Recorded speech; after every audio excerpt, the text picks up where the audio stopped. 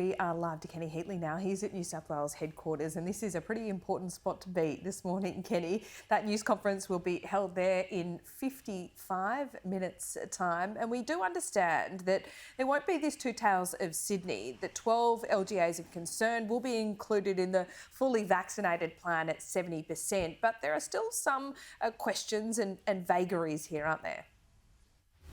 Hi, Laura. Yes, well, the Premier said yesterday she just wants to not make the popular decision but do what is right to keep people safe. But these 12 local government areas of concern have been languishing in a much harsher lockdown compared to the rest of Sydney for weeks now. And you can imagine if she lifted other areas out of Sydney out of lockdown and they were kept in lockdown, how politically damaging that would be, considering how important the vote is in Western Sydney. But politics aside, there's still questions here.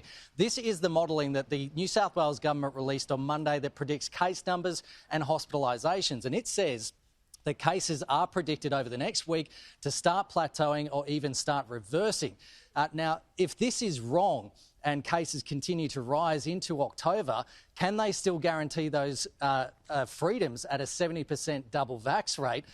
Even if this modelling is wrong. So that's a question that may have to be asked as well. And if they can't guarantee that today, how is that going to affect business confidence? Will there even be the need for local government areas of concern once we hit those high vaccination targets in around October and also November? The Premier has said previously, even at those high vax targets, there'll still be the need for targeted restrictions.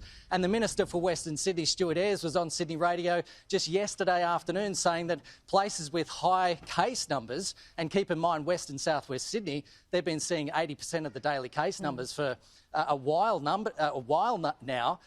They may still need to see restrictions, including an essential workers list or even a permit system. Now, if they have that in place and other areas of Sydney doesn't, that's still a tale of two cities, isn't it? Treasurer Dominic Perrottet, he is very much for everyone coming out of lockdown at once and experiencing the same recovery together. And Crispians is all about that as well, the opposition leader. So, Laura, I predict today that this press conference is going to be a lengthy one while the media tries to get as much information about what's ahead for New South Wales as possible today. Indeed, and Dominic Perrottet will be at this media conference today. He's not always at these daily media conferences. So another good question perhaps, Kenny, is what happens to the support payments that business and individuals are getting once we do start to open up at 70%?